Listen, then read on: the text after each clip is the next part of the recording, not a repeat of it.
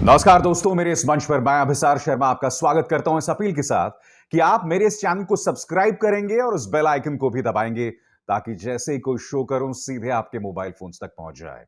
और आज बात ममता बनर्जी की, जिन्होंने सीधी चुनौती प्रधानमंत्री नरेंद्र मोदी को दी है। प्रधानमंत्री नरेंद्र मोदी की कमजोर नब्ज पर ममता बनर्जी ने हाथ रख दिया है। जी हां, मैं आपको बतलाना चाहूंगा कि वो मुंबई के दौरे पर थी। मुंबई के दौरे पर उन्होंने शिवसेना से मुलाकात की, शरद पवार से मुलाकात की और यही नहीं, मुंबई फिल्म इंडस्ट्री के जाने माने लोगों से मुलाकात की। मगर जो बात सामने उभर कर आई उस पर आपको गौर करना पड़ेगा। ममता बनर्जी ने हल्ला बोलते हुए सीधे बोला है कि डर तो मोदी को भी लगता है। और वो इस बात से सामने उभर कर आती है जिस तरह से उन्होंने 3 कृषि कानून वापस लिए, जिस तरह से वो लोग पेट्रोल के दाम घटाने को मजबूर हो गए, क्योंकि जनता की ताकत के सामने मोदी भी मजबूर हैं। क्या कहा ममता बनर्जी ने, सुनिए। अगर मोदी जी को भी कभी कभी डर लगता है ना, अगर इलेक्शन का टाइम में थोड़ा डीजल का प्राइस, थोड़ा पेट्रोल का प्राइस चिंतित हो जाता है, लेकिन साल भर बढ़ा के जाता है। आज किसान का जो बिल रिपील हुआ है, चर्चा नहीं होने दिया, लेकिन रिपील क्यों किया? Because of UP election, everybody knows that. So they are also afraid. Don't think that they are very safe. Only country is to be safe. चिंता मत कीजिए, सब हो जाएगा, विश्वास रखिए। दोस्तों, यही नहीं, ममता बनर्जी ने कहा कि भारतीय जनता पार्टी क्रूर और अलोकतांत्रिक है। इन 2 शब्दों पर गौर कीजिए, क्रूर, अलोकतांत्रिक। भारतीय जनता पार्टी पर उन्होंने अपने हमले को जारी रखा और इस मौके पर उन्होंने अपने दोस्त को भी याद किया, शाहरुख खान। जैसे कि आप जानते हैं कि शाहरुख खान कोलकाता नाइट राइडर्स के प्रमुख हैं और कोलकाता नाइट राइडर्स जो है वो पश्चिम बंगाल के बहुत करीब है। इस मौके पर उन्होंने कहा कि मैं जानती हूं कि शाहरुख खान को किस तरह से निशाना बनाया गया, और वो जिक्र कर रही हैं आर्यन खान का। आप जानते हैं दोस्तों, नारकोटिक्स कंट्रोल ब्यूरो के समीर वानखेड़े ने आर्यन खान को 25 दिनों तक जेल में रखा था, और जब उन्हें रिहा किया गया तो अदालत ने कहा कि इनके पास आर्यन खान के खिलाफ कोई प्रमाण नहीं थे।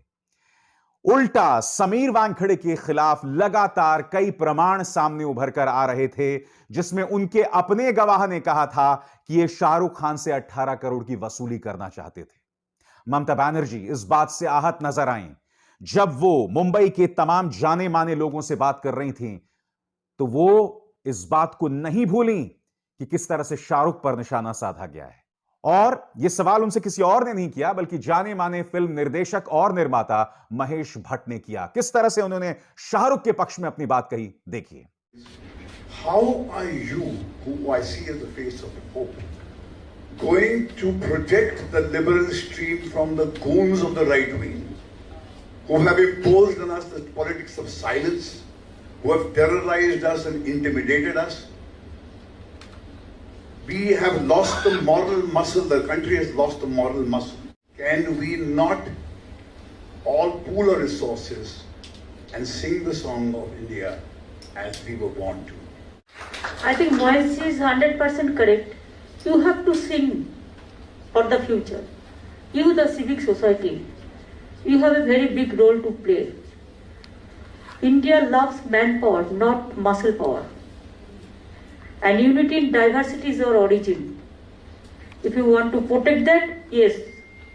Unfortunately, we are facing the cruel attitude and undemocratic attitude, unethical.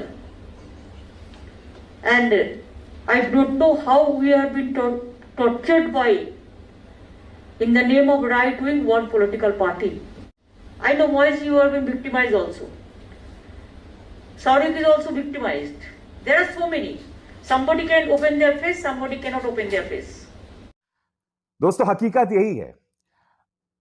मैं नहीं भूला हूं, तवलीन सिंह ने कुछ दिनों पहले एक ट्वीट किया था जिसमें उन्होंने कहा था कि उनकी मुलाकात आज से कई सालों पहले एक आरएसएस के नेता से हुई थी, और उस आरएसएस के नेता ने मंच पर बैठे शाहरुख खान की तरफ इशारा करते हुए कहा था कि इन सबको हम ठिकाने लगाएंगे, हमारे राज में हम इन सब पर काबू पाएंगे।